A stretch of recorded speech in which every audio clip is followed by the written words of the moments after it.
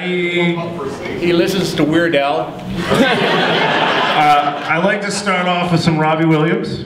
I move into some Celine Dion, a little Oingo Boingo, and then Big Country. That's how I roll, fucker. No, honestly,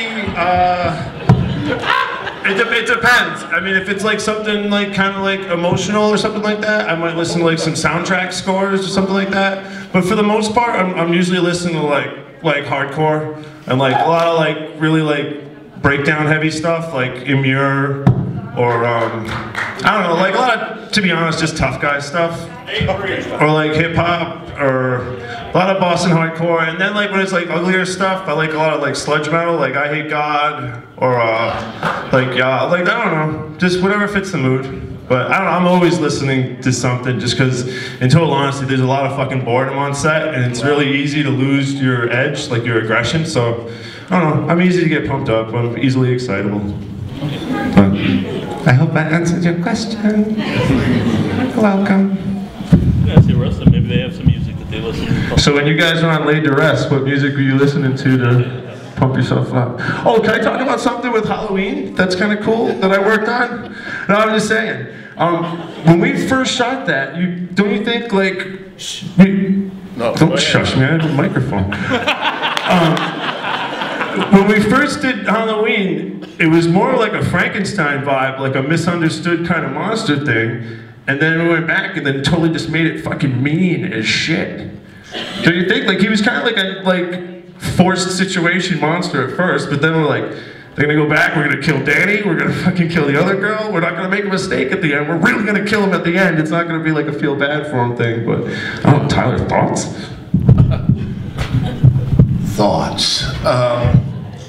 Yeah, I mean, like, the reason why we went back and killed some other people also is they showed some test audiences and like you say, people were sympathetic for Danny at that point, but when the test audiences saw it, they were sympathetic for Michael Myers, which is really not good when you're trying to kill a lot of people. That just shows you guys are screwed up. You know what I mean? He becomes an anti-hero. It's yeah. So I mean, it was. I had a great time filming both of those and working with great people like Nick and everyone. It was fantastic. You know, and I take my hat off to everybody that I worked with. The biggest, I don't know if I'm answering your question or not, but I guess I am. Stupid victims. Well, yeah, I mean, A, they're like supposed to be stupid kids, and then B, it's a fucking movie, it's entertainment, it's fantasy, enjoy it. You know what I mean? Like, you know, if they just hit a cell phone, then the police would just come, and the police would take them away, and then the movie would be 10 fucking minutes, okay? Who cares? You know? So yeah, we walk, they run, we win. Whatever. It's the formula, you can't break it. Unless it was a comedy. Well, I don't know. Just fucking do what you want, man. I'm here till Sunday. Someone please buy something from me.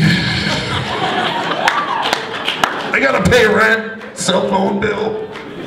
there. Brian? I'm not part of that.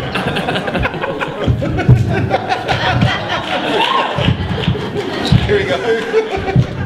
So I'm glad I can sit here and talk with you guys today. It makes me feel better. I don't have health insurance right now, and the therapists are expensive. I live in Los Angeles, and they just give me Xanax and Zoloft and all this stuff, and I drink a lot, and fuck. Who else has a question? Yeah, like for me to prepare for it, I watched all the other Halloweens to see what the other actors brought to it. But when I talked to Rob, I said I want to, you know, do more than a one-dimensional character and try and bring some depth to it.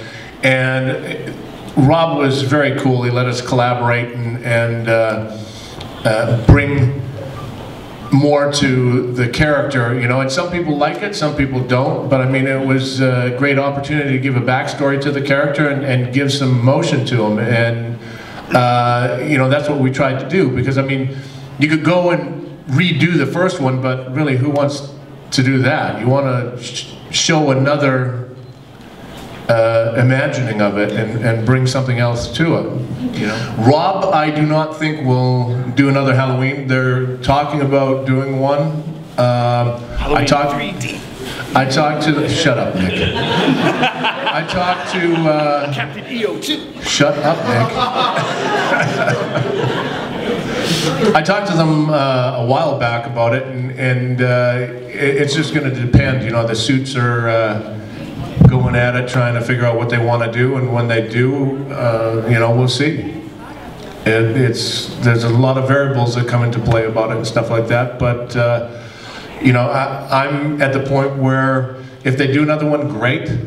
I would love to do it, but I've moved on and started my own production company and doing films now, so keeping busy in that avenue.